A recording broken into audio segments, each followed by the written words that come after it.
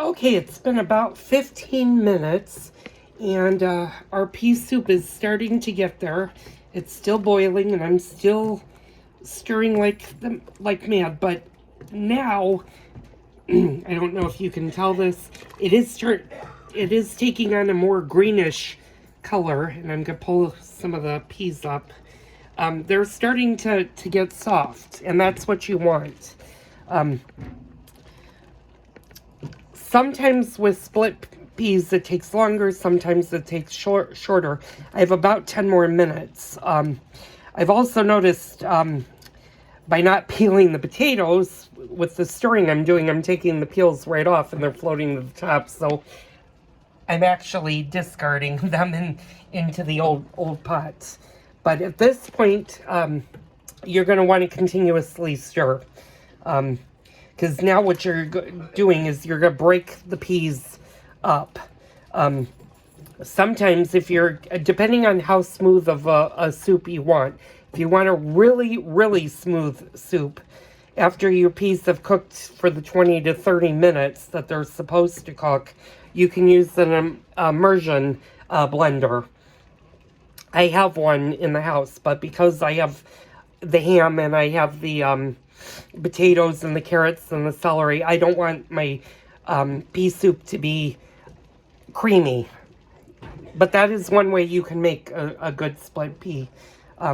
Now you're going to, for the last 10 minutes, you're going to pretty much stir it continuously because you're going to want the peas to break and not stick to the bottom. And that, I don't know if you can see my carrots, and now you can see more of the ham and the potatoes floating to the top there. So what it's doing, but the soup is starting to get nice and thick, and it is taking on a greenish color. It's not going to be a pea green soup.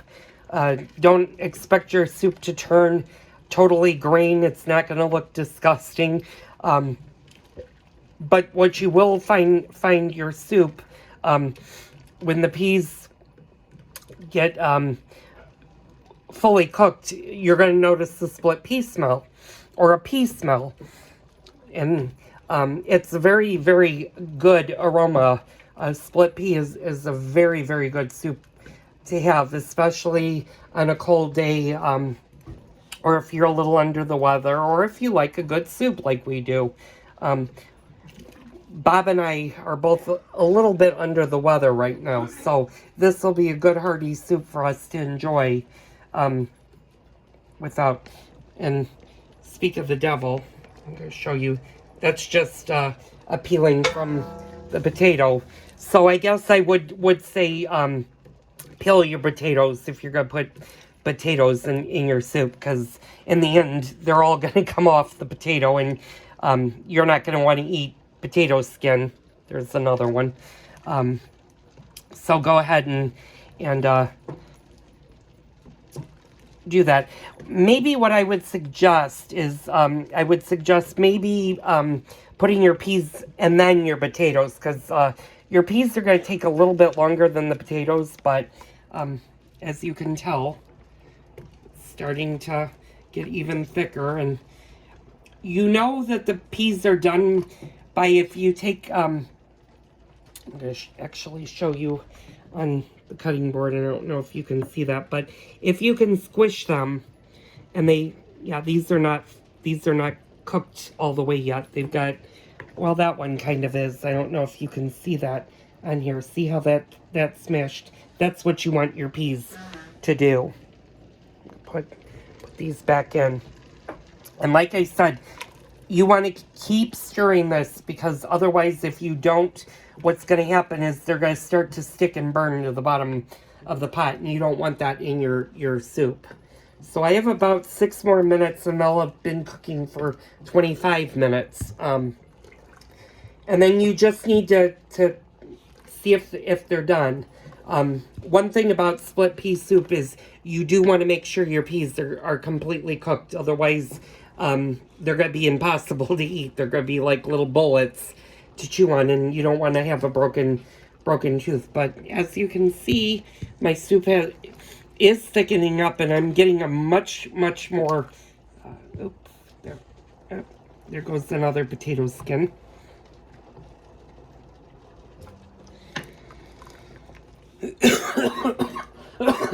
Excuse me.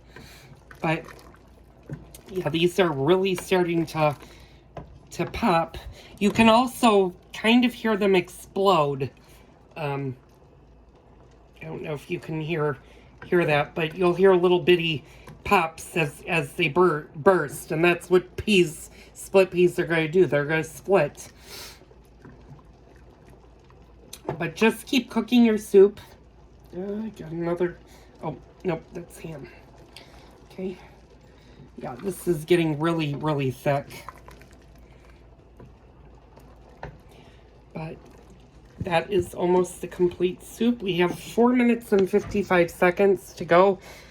What I'm going to do after that is I'm going to take a metal spoon instead of the wooden spoon, and I'm going to see if I can break the majority of these apart, and then the soup will be ready to eat. Now, split pea soup does taste good the next day when you have all of your flavors, and it's good the same day too. Some soups you might want to let sit overnight and enjoy the next day because they'll take on flavorings the next day. But split pea is good the same day too.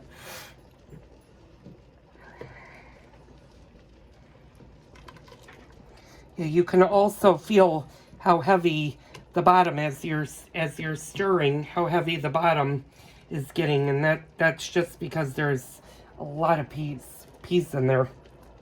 And I can tell this is just now starting to get to the finish line because it's getting harder to stir.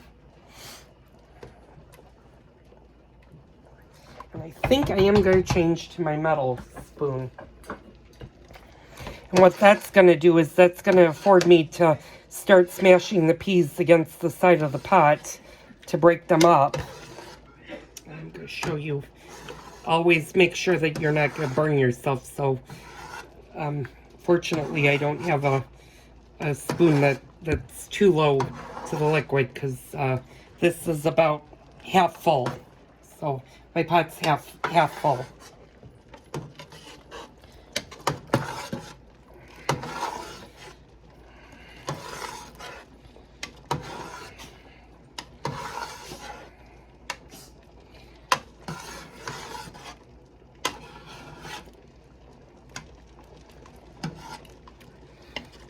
And now I'm smelling even more of the peas as they're finishing. Sometimes you'll get a stubborn pea that just won't cook, and that's okay. I've been there, done it, been there. Just give it maybe another minute, and it'll eventually catch up. But I only used 1 bag of peas for this soup. You can add more, although add your peas all at once. Don't.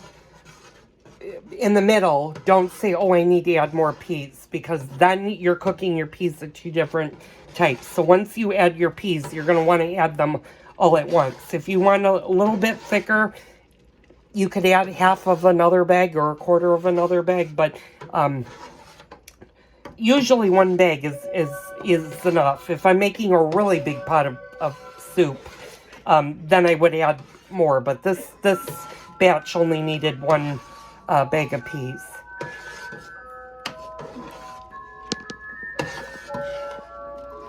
And you can see that the peas are pretty much done. I'm gonna bring it up.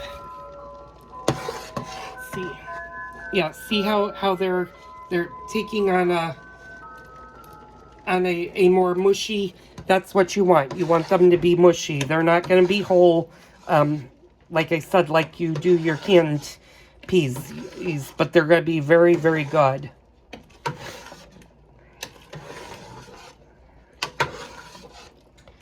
And I'm going to switch back to the wooden spoon because the metal spoon's getting a little hot because it's closer to the heat source. But this is just what you want to do, and what you want to see. And if you saw the stock earlier, now it has more of a creamy pea look to it. And it's definitely changed colors. It's gotten a little bit more greener. Like I said, it's not going to be a gross green. It's not going to be a clear soup, though. Split pea soups are not going to be clear. They're going to be cloudy, and that's exactly what you want.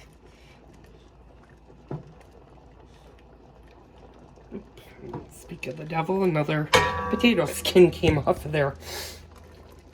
And it's trial and error. Don't ever be embarrassed if you if something doesn't work out. Trial and error is a lot of the way that cooking is. There are some good recipes out there, and then there are some really bad recipes out there. And I've failed at some of my cooking. I've gotten better. I've been cooking for over 40 years now. It's been about probably 43 years, because I started small things when I was about 7 years old. And then in my teens, I graduated to more meals that you could do. And then by my 20s, I was pretty much mainstream, where I could cook pretty much anything and everything. But that's the soup right there. So that's our split pea soup. So I'm going to let this just boil for maybe another minute, and then we'll get ready and serve. So thank you for joining me for the split pea soup recipe. I will try to leave a description of ingredients in the comments, although I have kind of told you what the ratio was. I didn't with the celery. I put 2 celery stalks and 2 carrots in the soup.